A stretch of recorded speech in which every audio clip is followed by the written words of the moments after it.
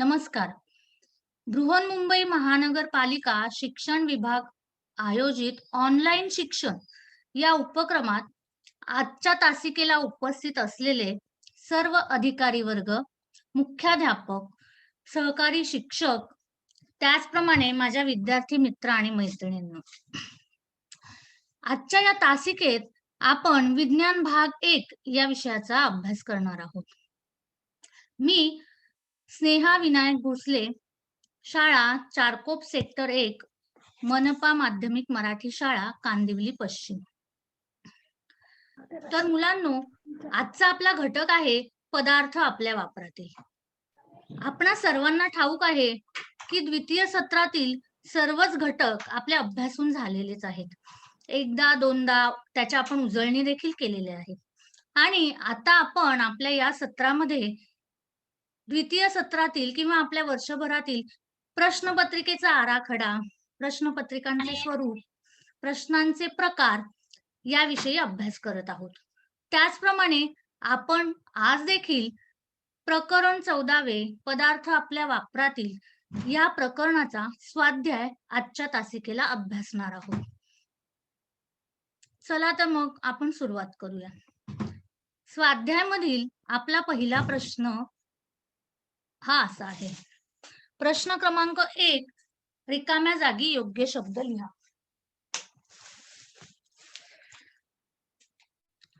हा जो प्रश्न आहे मुलांनो, तो वेगवेगळ्या पद्धतीने विचारला जातो. आता आपण 9वीचा अभ्यास ही 10वीची पूर्वतयारी अशा दृष्टीने करत असतो, हे तुम्हाला माहीतच आहे. त्यामुळे आपल्याला बोर्डाच्या परीक्षेत पुढच्या वर्षी कशा प्रकारचे प्रश्न विचारले जाणार आहेत, कशा प्रकारे ते सोडवायचे आहेत, बोर्डाला आपल्याकडून काय, अभ्यास मंडळाला आपल्याकडून काय उत्तर अपेक्षित आहे, या सगळ्याचा विचार आपण 9वी पासूनच करत असतो. त्याची पूर्वतयारी आपण इथेच करून घेतो. त्याचप्रमाणे हा जो रिकाम्या जागी योग्य शब्द लिहा प्रश्न आहे, हा वेगवेगळ्या पद्धतीने विचारला जाऊ शकतो.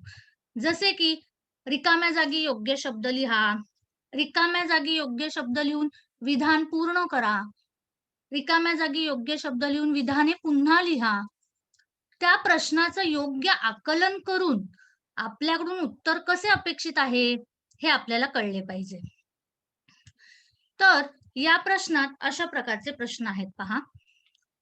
प्रश्न अ, धुण्याच्या सोड्यामध्ये स्फटिक जलाच्या रेणूंची संख्या डॅश इतकी आहे. आ, बेकिंग सोड्याचे रासायनिक नाव डॅश आहे.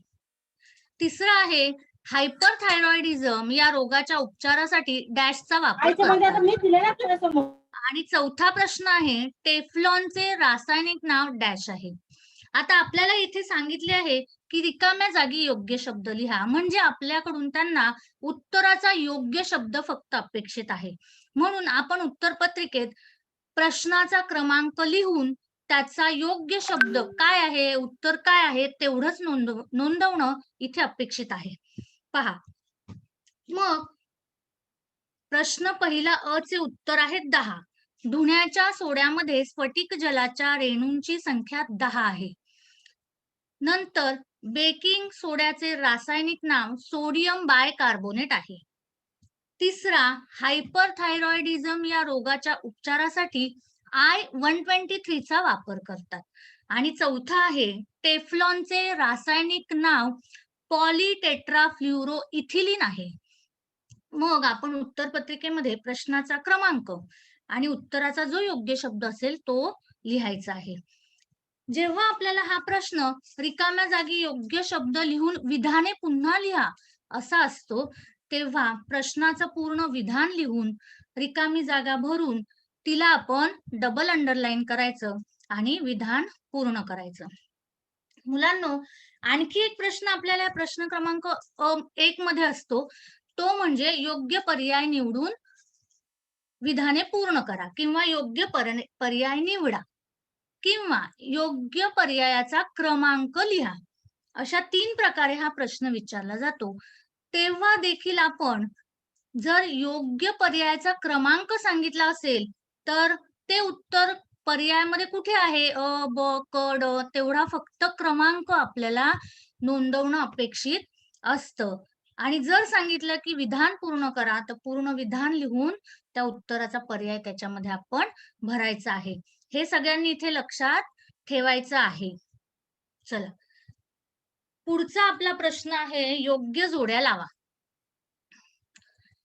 पैकी आपला प्रश्न असा आहे, तुम्हा सर्वांना माहित आहे योग्य जोड्या लावा हा प्रश्न आपल्याला अ गट आणि ब गट अशा कॉलम मध्ये दिलेला असतो. त्यातील अ गटातील घटक आहेत संतृप्त मिठवणी, सम्मिलित मीठ, CaOCl2, NaHCO3 आणि त्याची उत्तरं ब गटात दिलेली आहेत.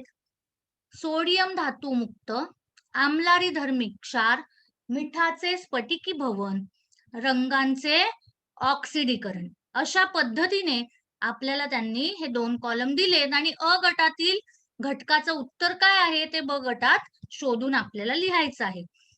मग अशा प्रश्नांची उत्तरं आपण कशी लिहायची, तर सेम आपण अशा पद्धतीनेच 2 कॉलम करणार.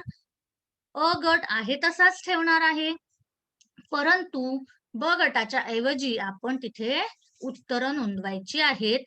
म्हणजेच संतृप्त मिठवणी या घटकाचं उत्तर मिठाचे स्फटिकी भवन आहे ते त्याच्या समोरच लिहायचं.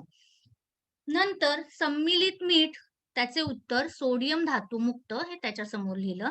CaOCl2 त्याचं उत्तर आहे रंगाचे ऑक्सिडीकरण हे त्याच्या समोर लिहिलं. आणि नंतर NaHCO3 त्याचे उत्तर आहे आम्लारी धर्मी क्षार. म्हणजेच अ गट जसाच्या तसा राहील, परंतु ब गट बदलून इथे त्याच्या समोर त्या घटकाचं उत्तर आपण लिहिणं आपल्याला अपेक्षित आहे.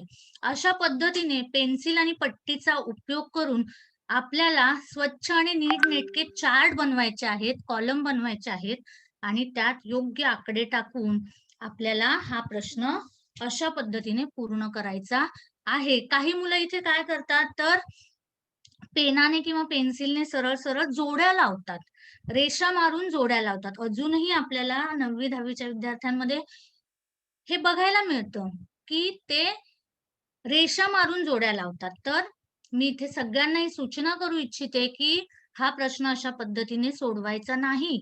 जेव्हा आपण प्राथमिक शिक्षण घेत असतो तेव्हा हा प्रश्न कळण्यास सोपा जावा, आकलन व्हावे म्हणून आपल्याला त्या इयत्तेमध्ये तो तसा सोडवायला शिकवलं जातं. पण आता आपण मोठे झालो आहोत, म्हणजे आपली उत्तरांची पद्धत, मांडणीची पद्धत ही दिवसेंदिवस आदर्श असायला पाहिजे. त्या पद्धतीने आपण हा असा चार्ट बनवून ही उत्तरे अशी नोंदवणं इथे आपल्याला अपेक्षित आहे. प्रश्न क्रमांक 3 स्वाध्यायामधील खालील प्रश्नांची उत्तरे लिहा. त्यातील आपला पहिला प्रश्न आहे किरणोत्सारिता म्हणजे काय. साधारण 1 मार्काला हा प्रश्न विचारला जातो आणि किरणोत्सारिता म्हणजे काय इथे आपल्याला त्याची व्याख्या लिहिणं फक्त अपेक्षित आहे. त्यामुळे मुद्दे न टाकता डायरेक्ट जरी तुम्ही इथे उत्तर लिहिलं तरी चालणार आहे.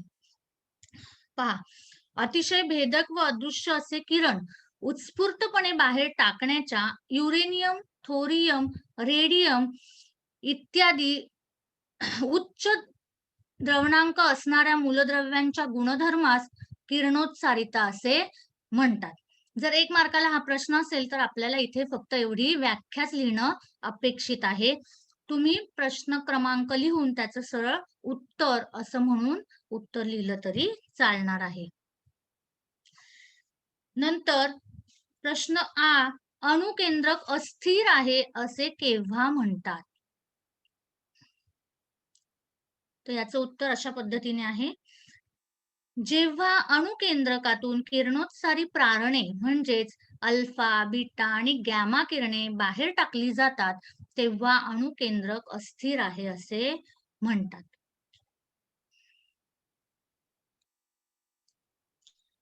प्रश्न ई, कृत्रिम खाद्य रंगांमुळे कोणते आजार होतात.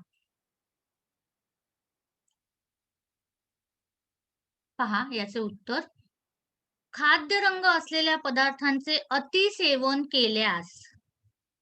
क्रमांक 1, लहान मुलांमध्ये ADHD म्हणजेच attention deficit hyper activity disorder सारखे आजार होऊ शकतात. आपण ह्या पाठाचा अभ्यास करताना बघितलेला आहे की लहान मुलांमध्ये हा ADHD जो आजार आहे तो होतो. अशा आजारामध्ये काय होतं तर ही लहान मुले अतिशय चंचल वर्तन दाखवितात.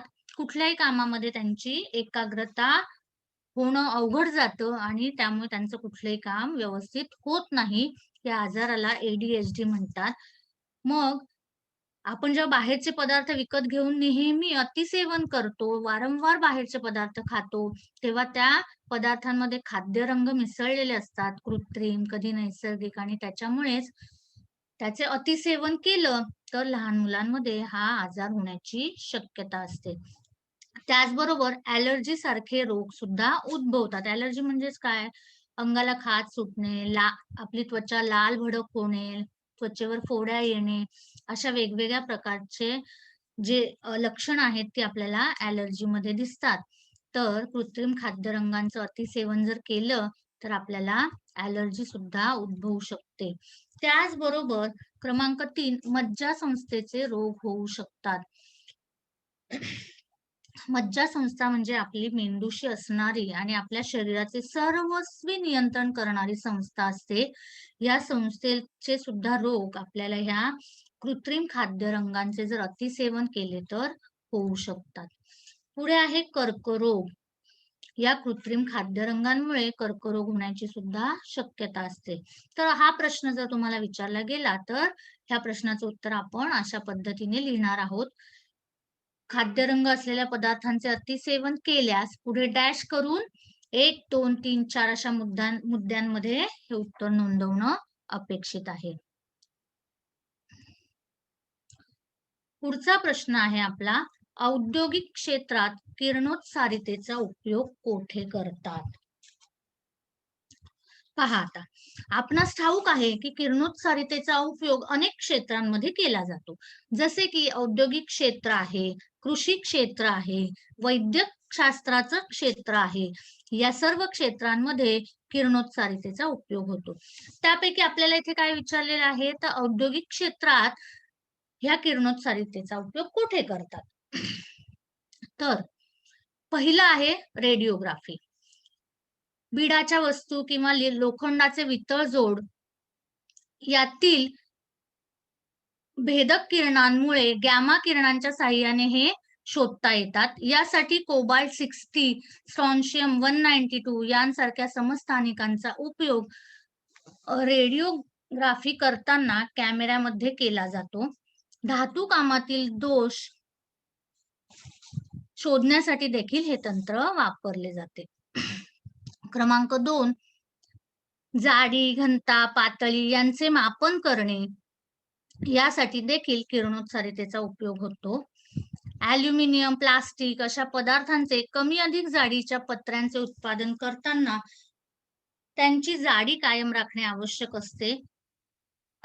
उत्पादनात एका बाजूने किरणोत्सारी द्रव्य व दुसऱ्या बाजूला किरणोत्सार मापन यंत्र असते.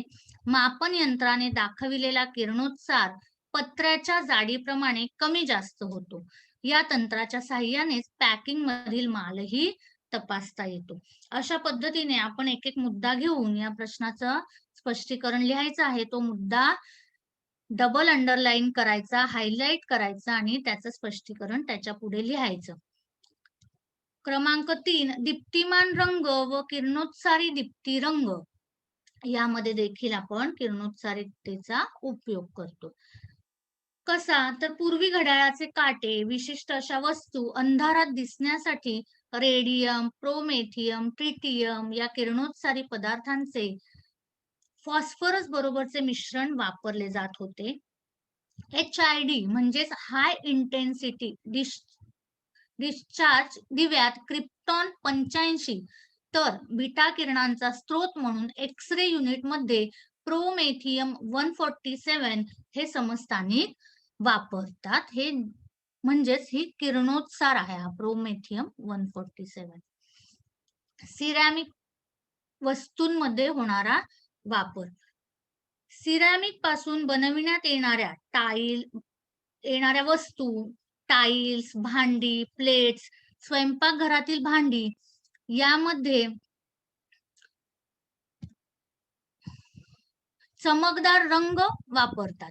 या रंगांमध्ये पूर्वी युरेनियम ऑक्साईडचा वापर करत असत.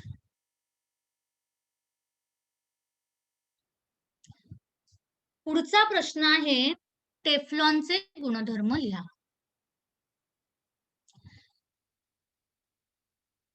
टेफ्लॉन हा घटक आपण या प्रकरणात शिकलेलोच आहोत. अनेक प्रकारची आता नॉनस्टिकची जी भांडी आहेत किचन मधली ती टेफ्लॉन पासून बनवली जातात. तर या टेफ्लॉनचे काय काय गुणधर्म आहेत ते आपण बघूया. वातावरणाचा व रासायनिक पदार्थांचा टेफ्लॉनवर परिणाम होत नाही. पाणी व तेल हे दोन्ही पदार्थ टेफ्लॉन कोटेड वस्तूंना चिकटत नाहीत. उच्च तापमानाचा टेफ्लॉनवर परिणाम होत नाही, कारण टेफ्लॉनचा द्रवणांक 3270 डिग्री सेल्सिअस आहे. टेफ्लॉन कोटेड वस्तू सहजतेने स्वच्छ करता येतात. हे असे मुद्दे टाकून आपण टेफ्लॉनचे गुणधर्म लिहू शकतो. आपला पुढचा प्रश्न आहे पर्यावरण पूरक रंगपंचमी साजरी करण्यासाठी कोणत्या प्रकारचे रंग वापराल आणि का? पहायचे उत्तर. मुद्दा क्रमांक 1, पर्यावरण पूरक रंगपंचमी साजरी करण्यासाठी वनस्पतींपासून तयार केलेले नैसर्गिक रंग वापरता येतील. रंगांचे दोन प्रकार आपण अभ्यासलेले आहेत. एक आहे कृत्रिम रंग आणि दुसरे आहेत नैसर्गिक रंग. मग वनस्पतींपासून तयार केलेले नैसर्गिक रंग जर आपण वापरले रंगपंचमीला तर त्याच्यापासून आपल्याला जी हानी होणार आहे ती टळू शकते. यात बीट, पळसाची फुले, पालक, गुलमोहर या विविध रंगी स्त्रोतांपासून रंगपंचमीसाठी रंग तयार करता येतील. नंबर 3, या नैसर्गिक रंगांमुळे आंधळेपणा, त्वचेचे रोग, अस्थमा यांसारखे अपायकारक रोग होणार नाहीत.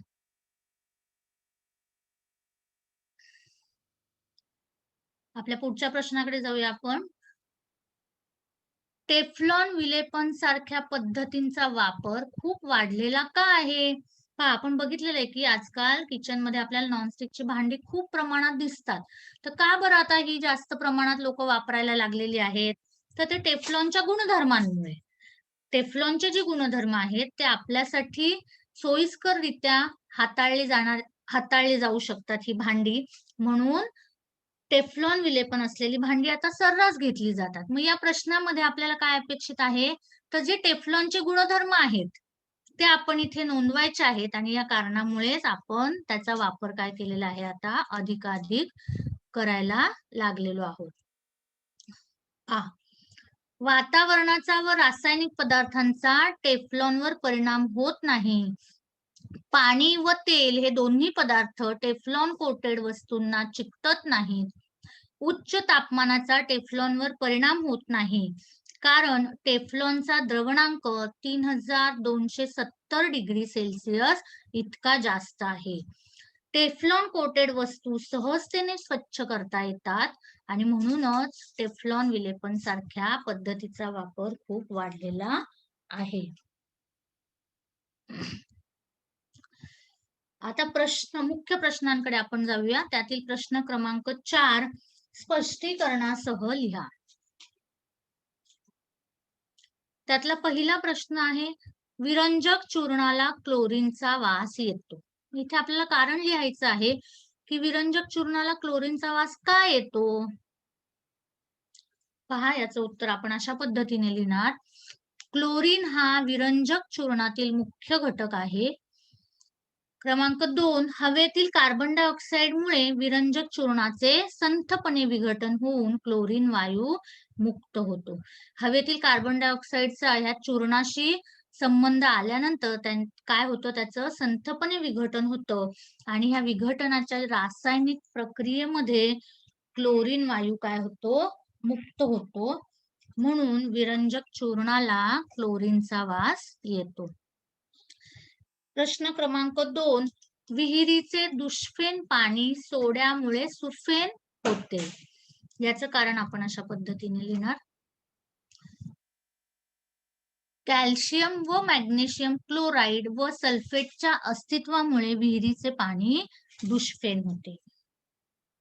हे पाणी सुफेन व वापरण्यायोग्य बनवण्यासाठी धुण्याचा सोडा वापरतात.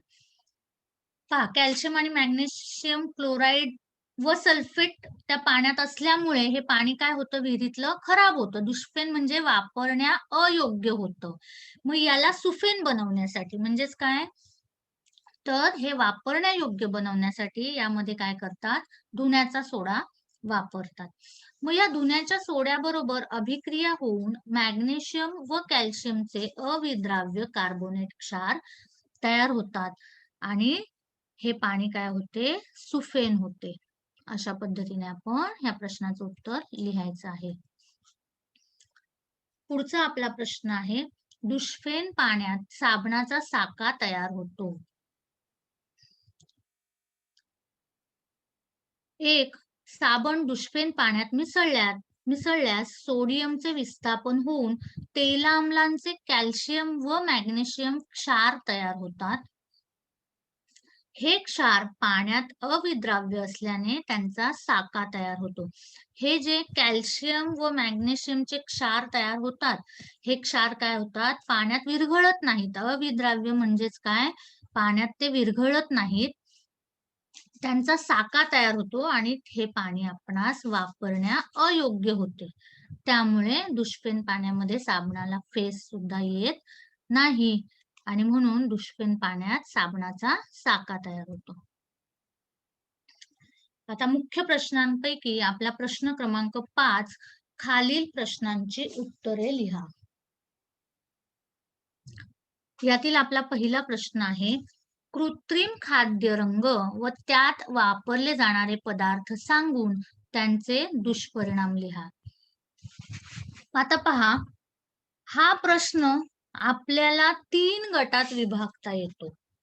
एक म्हणजे कृत्रिम खाद्य रंग कोणते ते लिहावं लागेल. त्यानंतर त्यात वापरले जाणारे पदार्थ कोणते आहेत ते आपल्याला इथे नमूद करणं अपेक्षित आहे. आणि त्यानंतर त्या सगळ्यांचे दुष्परिणाम काय आहेत, कृत्रिम खाद्य रंगांचे दुष्परिणाम काय आहेत, हे तिसऱ्या भागात आपल्याला नोंदवायचं आहे. म्हणून नेहमी प्रश्न आधी पूर्ण वाचून समजून घेऊन त्याचे आपल्याला व्यवस्थित आकलन करून घ्या. आपल्याकडून काय अपेक्षित आहे, कोणती माहिती नोंदवणं अपेक्षित आहे, आपल्याला सगळं येत असतं प्रकरणातलं, परंतु आपल्याला प्रश्नाचे नीट आकलन न झाल्यामुळे काय होतं, आपण उत्तर लिहायला चुकू शकतो. मग याच्यामध्ये पहिल्या घटकाचं उत्तर, हेक्झेन, टेट्राझिन, सनसेट येलो, अमिटोन हे कृत्रिम खाद्य रंग आहेत. क्रमांक 2, त्यात वापरले जाणारे पदार्थ सांगायचे आपल्याला, ते कोणते आहेत, शिसे, पारा यांसारखे रासायनिक पदार्थ कृत्रिम खाद्य रंगांमध्ये वापरले जातात. आणि मुद्दा क्रमांक 3 मध्ये आपण त्याचे दुष्परिणाम नोंदवणार आहोत. तर कृत्रिम खाद्य रंगांचे दुष्परिणाम पुढील प्रमाणे आहेत असं लिहून मग मुद्द्यांमध्ये आपण हे नोंदवायचं. लोणची, जॅम आणि सॉस यामध्ये घातल्या जाणाऱ्या रंगांमध्ये शिसे, पारा थोड्या प्रमाणात वापरलेला असतो. सतत ही उत्पादने खाणाऱ्या लोकांना ती घातक ठरू शकतात. नंबर 2, खाद्यरंग वापरलेल्या पदार्थांच्या अतिरिक्त सेवनामुळे लहान मुलांमध्ये ADHD सारखे आजार उद्भवू शकतात. हे याचे दुष्परिणाम आहेत. अशा पद्धतीने हा प्रश्न आपल्याला लिहायचा आहे. साधारण 3 मार्काला विचारला जाऊ शकतो. यातीलच पुढचा प्रश्न आहे, स्फटिक जल म्हणजे काय ते सांगून स्फटिक जल असणारे क्षार व त्यांचे उपयोग लिहा. पुन्हा पहा, हा प्रश्न आपल्याला 3 गटात विभागता येऊ शकतो. एक म्हणजे आपल्याला स्फटिक जल म्हणजे काय ते सांगायचे आहे. त्यानंतर आपल्याला स्फटिक जल असणारे क्षार कोणते कोणते आहेत ते सांगायचे आहेत. आणि तिसऱ्या भागात आपण या क्षारांचे काय उपयोग आहेत ते लिहिणं अपेक्षित आहे. मग पहिल्या घटकाचं आपण उत्तर बघूया. स्फटिक रचनेत पाण्याच्या रेणूंची संख्या निश्चित असते, यालाच स्फटिक जल असे म्हणतात. आणि स्फटिक जल असणारे क्षार कोणते? तर नंबर 1 तुरटी, number 2 borax, number 3 Epsom salt, 4 barium chloride आणि 5 सोडियम सल्फेट. याच्या रासायनिक संज्ञा सुद्धा जर आपण इथे लिहिल्या तर चांगलंच आहे. या क्षारांचे उपयोग पुढील प्रमाणे आहेत. पहिला आहे तुरटी. तुरटी व तुरटीची लाही औषधात वापरतात. कागद उद्योगात कागदाला तकाकी देण्यासाठी तुरटी वापरतात. जखमेतून रक्तस्राव थांबवण्यासाठी तुरटी वापरतात आणि जलशुद्धीकरण प्रक्रियेत पाणी निवळण्यासाठी देखील हिचा उपयोग होतो. आपण सर्वांना तुरटी माहीतच आहे आणि वेगवेगळ्या कामांसाठी आपण घरात सुद्धा तुरटीचा उपयोग करतो. त्यामुळे आपल्यासाठी हा सोपा प्रश्न आहे. त्यातील दुसरा क्षार आहे बोरॅक्स. सौंदर्य प्रसाधन उद्योगात लोशन, शॅम्पू, कोल्ड क्रीम बनवण्याकरता बोरॅक्सचा वापर करतात. लॉन्ड्री मध्ये कपड्यांवरील डाग काढण्याकरता याचा वापर होतो. त्यानंतर आहे इप्सम सॉल्ट.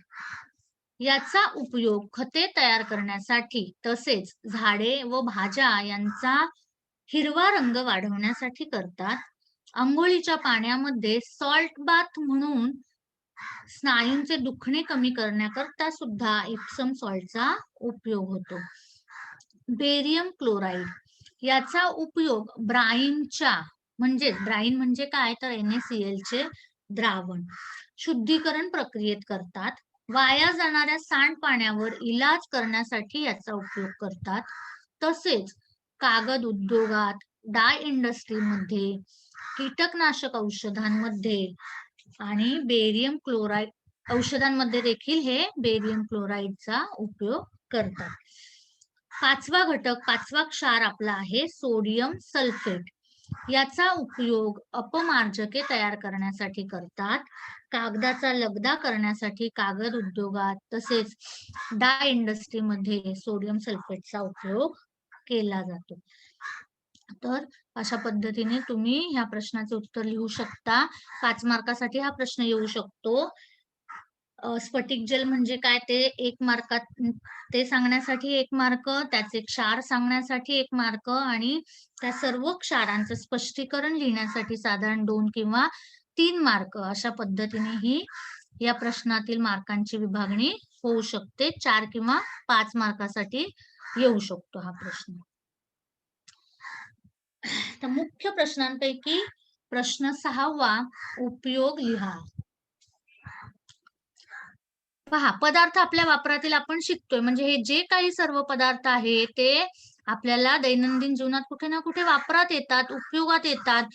मग या सर्वांचे उपयोग सुद्धा शिकणं आणि लक्षात ठेवणं अपेक्षित आहे. म्हणून स्वाध्यायामध्ये आपल्याला उपयोग लिहा अशा प्रकारचा प्रश्न या प्रकरणात विचारला गेलेला आहे.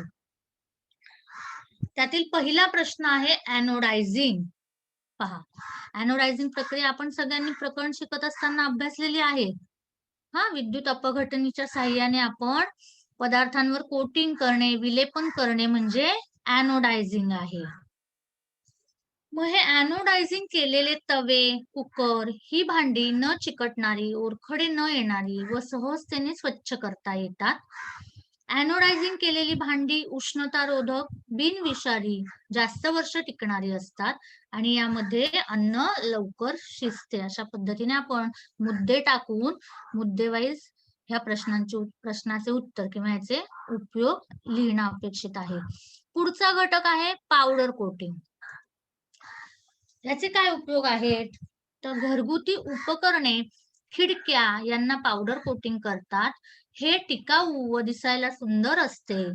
याचा उपयोग ड्रम हार्डवेअर मध्ये, ऑटोमोबाईल तसेच सायकलच्या भागांमध्ये करतात. पुढचा आहे सिरॅमिक. सिरॅमिकचे उपयोग आता आपल्याला लिहायचे आहेत. मडकी, माठ, भांडी, बांधकामाच्या विटा, कप बशा, टेराकोटाच्या वस्तू या सिरॅमिक मध्ये बनवतात. डिशेस, क्रॉकरी, फ्लॉवर पॉट्स, घरांचे छप्पर सिरॅमिक मध्ये बनवतात. सिरॅमिक हे विद्युत रोधक, जलरोधक असल्याने त्याचा वापर विद्युत उपकरणांमध्ये भट्टीच्या आतील भागात लेप देण्यासाठी तसेच जेट इंजिनच्या पात्यांना विलेपन करण्यासाठी करतात. त्याचबरोबर स्पेस शटलच्या बाहेरील थरावर विशिष्ट सिरॅमिक टाईल्स लावलेल्या असतात. अशा पद्धतीने आपण सिरॅमिकचे उपयोग लिहायचे. आता आपला मुख्य प्रश्नांपैकी प्रश्न 7वा आहे, दुष्परिणाम लिहा. आता हे जे आपण पदार्थ नेहमी वापरतो त्यापैकी प्रत्येक पदार्थ जसा उपयोगी आहे, त्याचे फायदे आहेत, तसेच त्याचे थोड्याफार प्रमाणात काही तोटे देखील असू शकतात. त्याचे वापरण्याचे काही दुष्परिणाम असू शकतात. एखादा घटक अति प्रमाणात वापरला तर त्याच्यामुळे आपल्याला काही नुकसान होऊ शकतं. तर कोणकोणत्या पदार्थांचे काय काय दुष्परिणाम आहेत ते आपण या प्रश्नात अभ्यासणार आहोत. पहा, त्यातील पहिला आहे कृत्रिम डाय. केसांना डाय लावल्याने केस गळतात, केसांचा पोत खराब होतो, त्वचेची आग होते, डोळ्यांना इजा पोहोचते. कॅरमाइन नावाचा रंग लिपस्टिक मध्ये असतो. याने ओठांना इजा होत नाही, मात्र पोटात गेल्यास पोटाचे विकार होतात. नैसर्गिक रंग तयार करण्यासाठी वनस्पतींचा अतिवापर केल्यामुळे पर्यावरणाचा ऱ्हास होतो.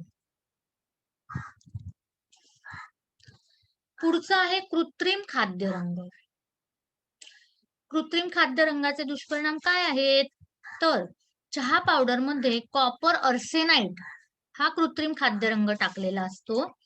ते अति प्रमाणात टाकले गेल्यास शरीरासाठी घातक ठरते. नंतर लोणची, जॅम आणि सॉस यामध्ये घातल्या जाणाऱ्या रंगांमध्ये शिसे, पारा यांचे थोडे प्रमाण असते. सतत ही उत्पादने खाणाऱ्या लोकांना ती घातक ठरू शकतात. खाद्यरंग असलेल्या पदार्थांचे अतिसेवन केल्यास लहान मुलांमध्ये ADHD सारखे आजार देखील होऊ शकतात.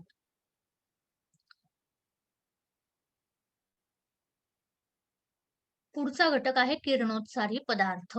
किरणोत्सारी पदार्थांचे दुष्परिणाम खूप जास्त आहेत. अति प्रमाणात जर किरणोत्सारी पदार्थांचा वापर झाला तर तो आपल्या शरीरासाठी, पर्यावरणासाठी, सगळ्यांसाठीच घातक ठरतो. तर त्यापैकी काही दुष्परिणाम आपण इथे अभ्यासणार आहोत. पहा, किरणोत्सारी प्रारणांमुळे मध्यवर्ती चेतासंस्थेला इजा पोहोचते. 2. शरीरातील DNA वर प्रारणांचा मारा होऊन अनुवंशिक दोष निर्माण होतात. क्रमांक 3. किरणोत्सारी प्रारणे त्वचेला भेदून आत जाऊ शकतात. त्यामुळे त्वचेचा कर्करोग, ल्युकेमिया यांसारखे रोग होतात. स्फोटामुळे उत्पन्न झालेली किरणोत्सारी प्रदूषके हवेवाटे शरीरात गेल्याने त्यांच्यावर नियंत्रण ठेवणे कठीण असते.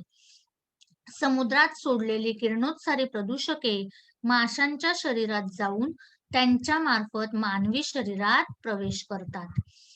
घड्याळावर लावलेल्या किरणोत्सारी रंगद्रव्यांमुळे कर्करोग होण्याची शक्यता असते. वनस्पती, फळे, फुले, धान्य, गाईचे दूध इत्यादींमधून स्ट्रॉन्शियम 90 हे किरणोत्सारी समस्थानिक शरीरात गेल्यामुळे बोन कॅन्सर म्हणजेच हाडांचा कॅन्सर आणि ल्युकेमिया म्हणजेच ब्लड कॅन्सर असे रोग होतात. त्यामुळे किरणोत्सारी पदार्थांचा वापर कटाक्षाने टाळायचा आहे किंवा गरज पडेल तेव्हाच आपण किरणोत्सारी पदार्थांचा वापर करायचा आहे. पुढचा आहे दुर्गंधीनाशक. दुर्गंधीनाशक म्हणजेच आपला परिचयाचा शब्द आहे डिओड्रंट. डिओड्रंट आजकाल खूप लोक वापरतात. मग ह्याचा जर अति प्रमाणात वापर केला तर त्याचे सुद्धा काही दुष्परिणाम होऊ शकतात. पहा, ॲल्युमिनियम, झिर्कोनियम ही संयुगे डिओड्रंट मधील सर्वात घातक असणारी रसायने आहेत. यामुळे नकळतपणे डोकेदुखी, अस्थमा, श्वसनाचे विकार, हृदयविकार असे आजार संभवतात. ॲल्युमिनियम क्लोरोहायड्रेट्समुळे त्वचेचे विविध विकार तसेच त्वचेचा कर्करोग होण्याची सुद्धा शक्यता असते. अशा पद्धतीने आपण डिओड्रंटचे म्हणजेच दुर्गंधीनाशकाचे दुष्परिणाम लिहू शकतो.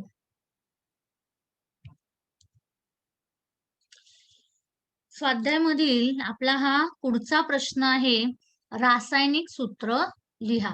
तर इथे आपण जे दैनंदिन जीवनात क्षार वापरतो त्या क्षारांची आपल्याला रोजच्या वापरातील नावे माहीत असतात, परंतु त्याचे रासायनिक सूत्रे देखील माहीत असणं इथे अपेक्षित आहे. म्हणून हा प्रश्न सुद्धा आपण व्यवस्थित अभ्यासायचा आहे. पहिलं आहे विरंजक चूर्ण. ह्या विरंजक चूर्णाचे रासायनिक सूत्र आहे CaOCl2. त्यानंतर पुढे आहे मीठ म्हणजेच NaCl. पुढचा क्षार आहे बेकिंग सोडा. बेकिंग सोडाचे रासायनिक सूत्र आहे NaHCO3. आणि चौथा आणि शेवटचा आहे धुण्याचा सोडा. त्याचे रासायनिक सूत्र आहे Na2CO3 10H2O. अशा पद्धतीने ही जी रासायनिक सूत्र आहे ती वारंवार लिहूनच आपली तयार होणार आहेत. नुसती पाठ करून ही आपल्या लक्षात राहणं अवघड आहे, चुका होऊ शकतात. म्हणून आपण ह्यांची वारंवार लिहिण्याची प्रॅक्टिस करायची आहे की जेणेकरून आपल्या संज्ञा ज्या आहेत त्या चुकणार नाहीत. आता पहिलं जर आपण क्षार बघितला विरंजक चूर्ण, त्यात CaOCl2 याच्यामध्ये Ca हा कॅल्शियम असल्यामुळे C आणि A छोटा आहे. नंतर O ऑक्सिजन, Cl2 म्हणजे क्लोरीन, त्याच्यामध्ये क्लोरीन 2 रेणू असल्यामुळे तो 2 लिहिलेला आहे. अशा पद्धतीने कोणतं नाव कॅपिटल स्मॉल कोणतं लेटर याचं आपण इथे व्यवस्थित भान ठेवून ह्या रासायनिक संज्ञा किंवा रासायनिक जी सूत्र आहेत ती व्यवस्थित अभ्यासायची आहेत, त्यांची व्यवस्थित प्रॅक्टिस करायची आहे. अशा पद्धतीने आपला हा जो स्वाध्याय हा घटक आहे या प्रकरणाचा तो सुद्धा इथे पूर्ण झालेला आहे. सर्व प्रश्नांची उत्तरं आपण कशा पद्धतीने लिहिणार आहोत, त्यात कोणत्या कोणत्या मुद्द्यांचा समावेश असणं अपेक्षित आहे ते आपण आज इथे बघितलेलं आहे. त्याचबरोबर मी नेहमी सांगत असते की विज्ञानाची उत्तरं ही मुद्देसूदच असली पाहिजेत. फक्त 1 मार्काचा जो प्रश्न आहे तिथे एका वाक्यात उत्तर किंवा व्याख्या किंवा फक्त एक नाव लिहून ते उत्तर तिथे संपतं, तेवढंच तिथे अपेक्षित असतं. परंतु 2 मार्क व त्यापेक्षा जास्त मार्क असणारे मोठे जे प्रश्न आहेत त्या प्रत्येक प्रश्नाला आपण मुद्देसूद उत्तरं लिहायची आहे, महत्वाचे शब्द अंडरलाईन करायचे आहेत, त्याचबरोबर आवश्यक तिथे आकृत्या काढायच्या आहेत. तर अशा पद्धतीने आपण विज्ञानाचा पेपर सुस्वच्छ आणि नीटनेटकेपणाने सोडवायचा आहे. मला अपेक्षा आहे की आजचा घेतलेला स्वाध्याय तुम्हाला पूर्णपणे समजला असेल आणि आजच्या या तासिकेनंतर तुम्हाला पदार्थ आपल्या वापरातील या प्रकरणाविषयी काहीच शंका उरली नसेल अशी मी खात्री बाळगते. आणि तुम्ही मला सहकार्य केल्याबद्दल आणि इथे संधी दिल्याबद्दल सगळ्यांचे धन्यवाद देते आणि इथेच थांबते.